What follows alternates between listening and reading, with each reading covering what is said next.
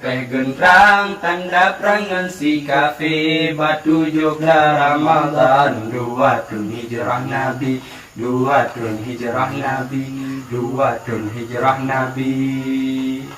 Perang Badar bak masanya neyuk perang Yahudi kafe berkumpul kaji belum dikepung Nabi kaji belum dikepung Nabi kaji belum dikepung Nabi. Nabi maju dalam perang, recang taku si kafe, Hamzah kalah lakuan, gerang sang betan yang le, gerang sang betan yang le, gerang sang betan yang le. Bedah Abi Zubaidah berangkat ikut Nabi, atu kuda nepasang, maju dalam perang sabi, maju dalam perang sabi, maju dalam perang sabi. Nabi neyuk teh gendrang tanda perangan si kafe batu joblah Ramadan 2 tahun hijrah Nabi 2 tahun hijrah Nabi 2 tahun hijrah Nabi.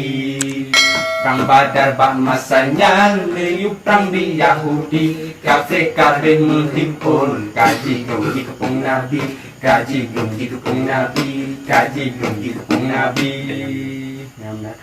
Ali bin Abi Thalib angkat dia pahlawan tegahan bandingan Zulfaqar le penari Zulfaqar le penari Zulfaqar le penari.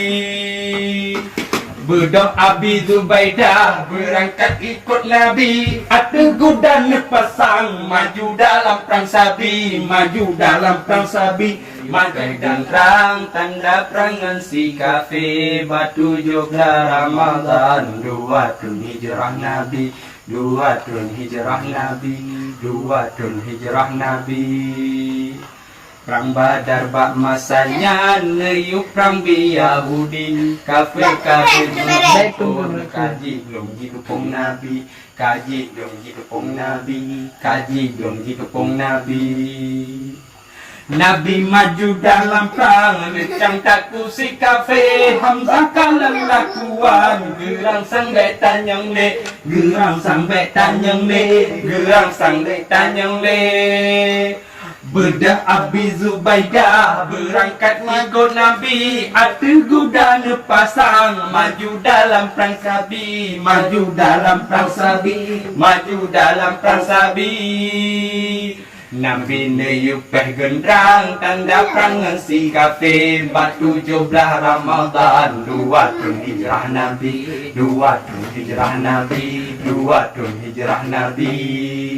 Perang Badar bak masanya neyuk perang di Yahudi kafe kafir menghimpun kaji belum dikepung Nabi kaji belum dikepung Nabi kaji belum dikepung Nabi.